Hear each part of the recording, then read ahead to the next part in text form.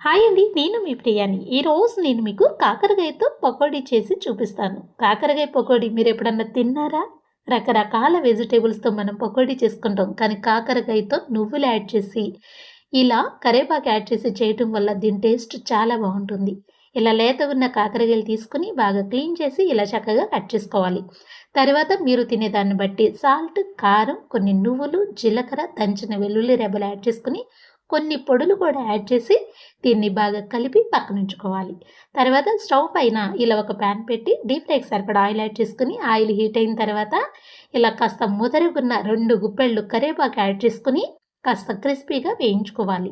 ముందుగా ఆయిల్‌లో ఇలా కరివేపాకు యాడ్ చేయటం వల్ల ఆయిల్ మొత్తం కరివేపాకు ఫ్లేవర్ ఉంటుంది. మనం కాకరకాయలు యాడ్ చేసినప్పుడు కరివేపాకు ఫ్లేవర్ మొత్తం కాకరకాయలకి పట్టుకుంటుంది. టేస్ట్ కూడా బావుంటుంది. అందుకే ముందుగా కరివేపాకు యాడ్ చేయండి. క్రిస్పీగా అయిన తర్వాత తీసి పక్కనుంచుకోండి. తర్వాత మనం మ్యాగ్నేట్ చేసుకున్న కాకరకాయ ముక్కల్ని ఈ ఆయిల్‌లో ఇలా యాడ్ చేసుకోవాలి. యాడ్ చేసిన తర్వాత ఒక నిమిషం పాటు మీరు అస్సలు కదిలించొద్దు. ఒక నిమిషానికి కాస్త వేగిన తర్వాత మరోవైపుకి నిదానంగా తిప్పుకోవాలి. కాస్త క్రిస్పీగా వేగిన తర్వాత ఆయిల్ నుండి మనం సెపరేట్ చేసుకోవాలి. చాలా సింపుల్‌గా చేసిన ఈ రెసిపీ చాలా టేస్టీగా ఉంటుంది. ఇందులో మనం నువ్వులు యాడ్ చేసాం కాబట్టి తినేటప్పుడు ఆ నువ్వుల ఫ్లేవర్ తెలుస్తుంది. నువ్వుల్లో కాల్షియం ఎక్కువ అందుతుంది. కాకరకాయలో ఐరన్ ఎక్కువ ఉంటుంది. వెజిటబుల్ అన్నిటిలో రోగనిరోధక శక్తి కాకరకాయలో పుష్కలంగా ఉంటుంది.